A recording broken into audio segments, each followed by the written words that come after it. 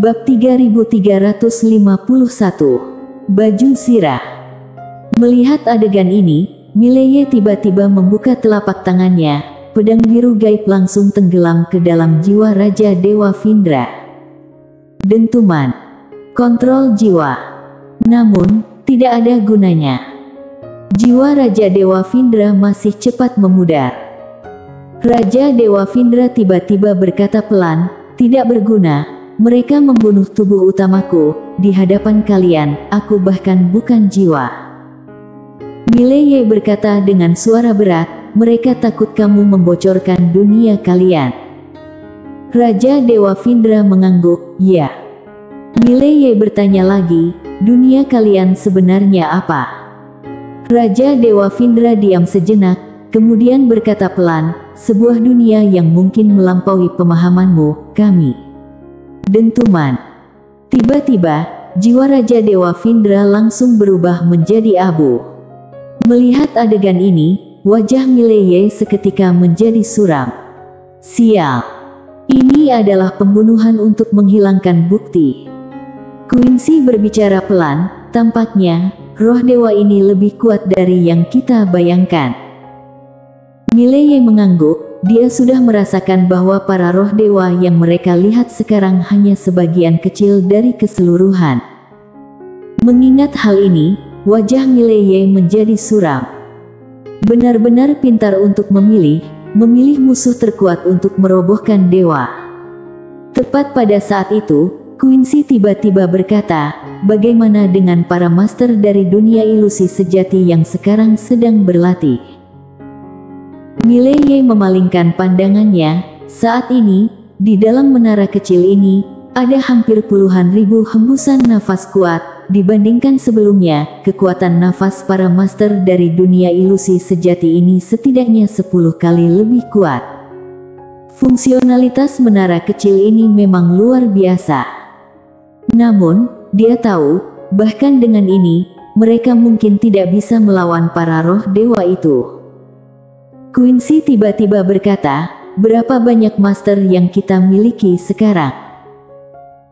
Mileye memikirkan sejenak, lalu berkata, "Hampir semua master dari tanah makam ilusi sejati sudah bangun, ditambah dengan master asli dari dunia ilusi sejati, kami sekarang memiliki sekitar 360.000 master. Selain itu, kami terus-menerus merekrut master baru. 360.000. Quincy mengangguk sedikit, lalu berkata, "Itu jumlah yang besar." Mileye merasa penasaran, "Queen, mengapa kamu menanyakan hal ini?" Quincy tersenyum, "Untuk membuat perlengkapan dewa." Mileye terdiam.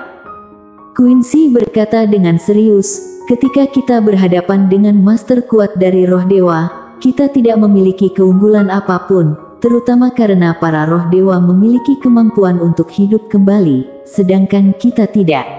Dalam pertarungan seperti itu, kita pasti tidak akan bisa bertahan melawan para roh dewa. Oleh karena itu, aku ingin memberi mereka set perlengkapan yang sangat kuat."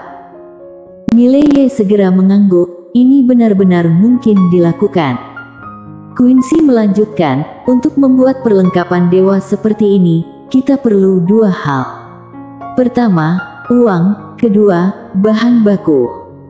Mileye berkata, "Kamu sudah memiliki keduanya."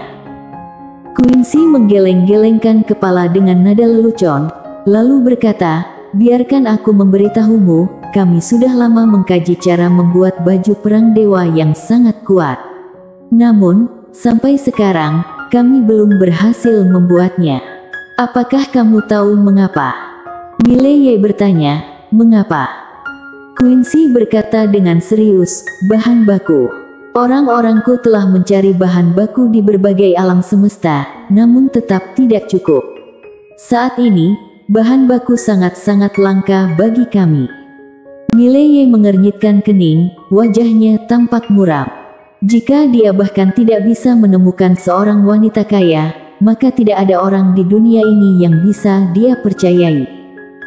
Quincy tiba-tiba membuka telapak tangannya. Di tangannya terdapat sepotong chip khusus yang jelas terlihat berukuran runcing. Mileye sedikit heran, ini apa? Quincy berkata dengan nada serius, ini adalah kristal bintang, hasil dari pembakaran abis suatu planet.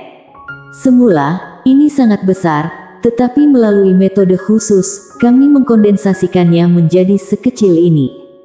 Materi ini sangat-sangat keras dan inti material dari Jenderal Dewa yang kamu lihat sebelumnya, itulah yang menggunakan bahan ini. Planet yang terbakar abis. Wajah Mileye menjadi serius, benda seperti ini pasti sangat jarang, bukan? Quincy mengangguk, sebenarnya tidak begitu sedikit, setiap hari ada planet yang runtuh dan terbakar abis. Namun, itu masih tidak cukup untuk kami. Kecuali kami secara aktif menghancurkan beberapa planet. Mendengar itu, Mileye segera menggelengkan kepala, tidak bisa. Quincy tetap diam. Mileye melihat Quincy melakukan itu sama saja dengan mengorbankan masa depan untuk mendapatkan keberhasilan saat ini. Quincy mengangguk ringan, aku juga mempertimbangkan masalah ini, itulah sebabnya aku belum mengambil tindakan. Mileye terdiam. Quincy tiba-tiba berkata, tapi jika kita tidak bisa memenangkan pertarungan ini, kita tidak akan memiliki masa depan sama sekali. Mendengar itu, Mileye terpaku. Ya, jika mereka tidak bisa memenangkan pertarungan ini, maka apakah masa depan itu masih relevan? Quincy berkata, pemikiranku adalah menghancurkan planet yang sudah tidak dapat diperbaharui lagi. Jika ada makhluk spiritual, biarkan mereka pindah. Biasanya, planet seperti ini tidak lagi cocok untuk dihuni dan berlatih. Oleh karena itu, aku yakin mereka pasti akan bersedia untuk pindah. Mileye berpikir sejenak, lalu mengangguk, jika itu yang terjadi, itu bisa dilakukan. Namun, tugas ini harus diberikan kepada orang-orang yang kita percayai untuk melaksanakannya. Kalau tidak, bisa terjadi masalah. Quincy tersenyum, mari kita yang melakukannya. Mileye terkejut, kita berdua. Quincy mengangguk, tidak bisa mempercayakannya kepada orang lain. Sekecil apapun kelalaian bisa membawa bencana bagi makhluk spiritual di beberapa tempat. Oleh karena itu, tugas ini hanya bisa dilakukan oleh kita berdua, agar kita bisa merasa tenang dan mencegah banyak tragedi. Mileye mempertimbangkan sejenak, lalu mengangguk, baiklah. Quincy tiba-tiba mengayunkan tangannya dan sebuah peta muncul di langit. Peta ini memiliki panjang puluhan ribu zang dan sangat besar. Mileye sedikit terkejut, ini apa? Quincy tersenyum, ini adalah peta seluruh alam semesta Guanxuan kita. Di atasnya, ini adalah planet yang sudah ditemukan dan masih ada beberapa yang sedang dalam tahap penjelajahan. Mileye berbisik, alam semesta Guanxuan kita ternyata begitu besar. Quincy mengangguk, sangat besar. Sambil berbicara, dia tiba-tiba menggelengkan jarinya dan seketika itu juga, muncul banyak titik merah kecil di peta. Mileye melihat ke Quincy, ini apa? Quincy berkata dengan serius, ini adalah planet yang akan kita hancurkan, semuanya sudah tidak dapat diperbaharui lagi. Mileye terdiam. Dalam kehampaan alam semesta yang luas, setiap hari ada planet yang hancur dan juga ada yang baru lahir. Itulah hukum alam semesta. Pada saat itu, Quincy tiba-tiba menunjuk beberapa titik merah tersebut, lalu berkata, planet-planet ini adalah yang harus kita selesaikan terlebih dahulu, karena di planet yang akan segera hancur ini, masih ada makhluk spiritual. Jika kita tidak segera memindahkan mereka, mereka akan ikut hancur bersama dengan planet tempat tinggal mereka. Mileye berkata dengan serius, masalahnya adalah, setiap planet tersebut dihuni oleh banyak orang dan memindahkan mereka semua bukanlah pekerjaan yang kecil. Apalagi hanya kita berdua. Quincy tersenyum, kita berdua sudah cukup. Mileye agak bingung, bagaimana bisa? Quincy berkedip, menara kecilmu. Mendengar itu, Mileye terdiam. Ya, menara kecilnya. Hampir saja dia lupa tentang menara itu. Di dalam menara itu, dunia sendiri terbentuk dan bisa menampung tak terhitung jumlah makhluk spiritual.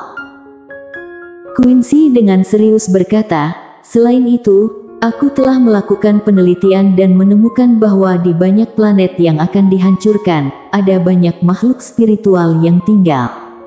Namun, tingkat peradaban seni bela diri mereka sangat rendah.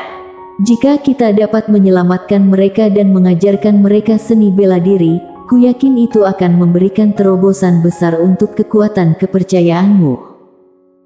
Mileye tersenyum, bukankah kamu sebelumnya mengatakan bahwa kekuatan kepercayaanku akan menjadi beban bagiku?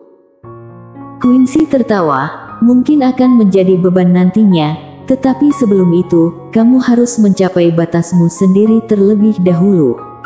Pada akhirnya, apakah akan terobos atau tidak, tergantung pada pilihanmu sendiri.